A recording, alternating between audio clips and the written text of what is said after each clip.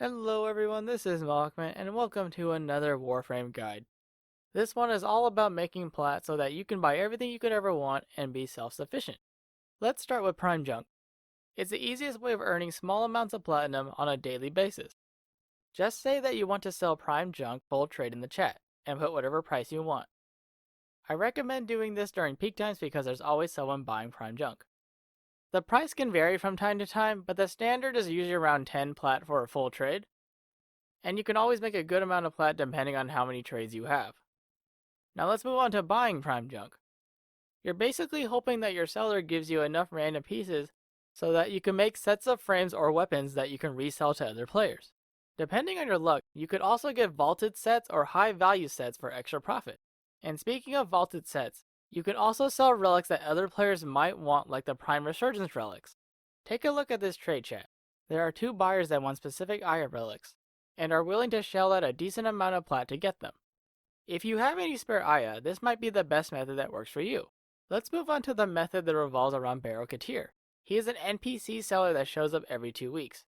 He sells a variety of things that are highly sought after by players. He sells prime mods, weapons, and occasionally relics. To buy anything from him, you will also need credits and ducats. To obtain these ducats, you will need to go to the nearby kiosk and sell your Prime Junk items.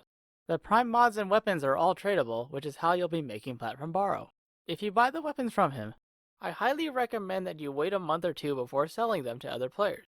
The reason for this is because Borrow's pool of weapons is somewhat large, and since he only sells 2 weapons every 2 weeks, it takes several months before he will resell the same weapons again.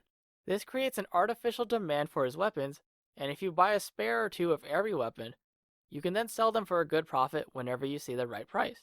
If you're lucky, you might find a buyer who's willing to shell out 200 plat for one of these weapons. Of course, you won't be the only player doing this, so you have to be fast to send out invites. If you plan on selling the Prime mods, I must warn you that rank 0 mods sell for drastically less than max Prime mods.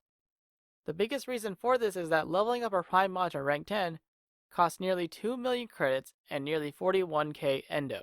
There is also a 1 million credit tax on the buyer regardless of the rank, so many players will only buy max Prime mods in order to save credits and endo.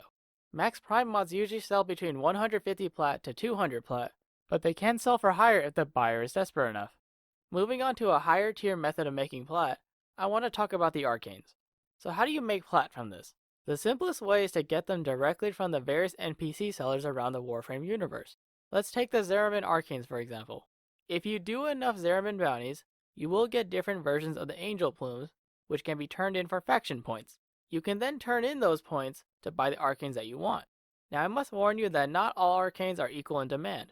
Some are just sold more often, like Eternal Eradicate and Eternal Onslaught. These two arcanes can sell for around 150 plat if they're rank 5. It also takes 21 rank 0 arcanes to make a rank 5, so it will take 3 to 5 days to make one. If your mastery rank is higher, you can earn more faction points per day.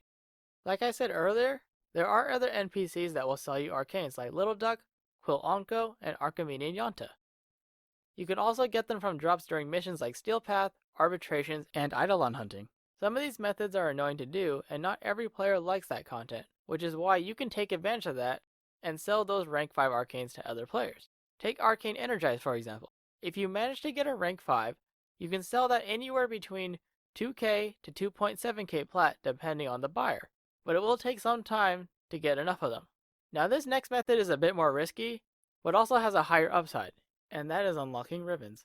If you manage to get a good enough ribbon from completing ribbon challenges, you can make a good amount of plat, but it is also very inconsistent and not guaranteed.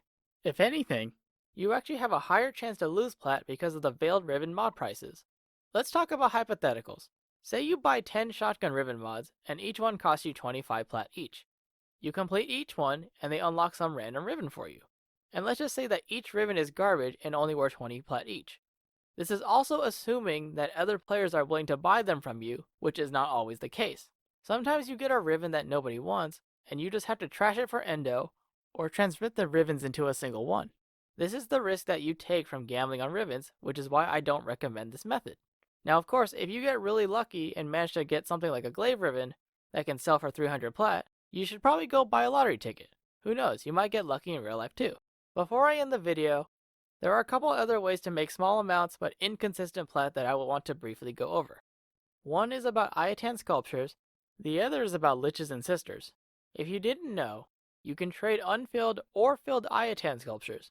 Most players prefer to buy Anasa sculptures that are filled, and they'll usually buy them for 10 plat each.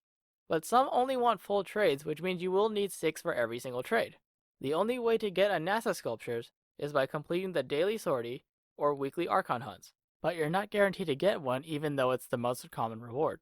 As for liches and sisters, you can sell the weapons and ephemeras, but this is also very inconsistent, because you never know what you're going to get.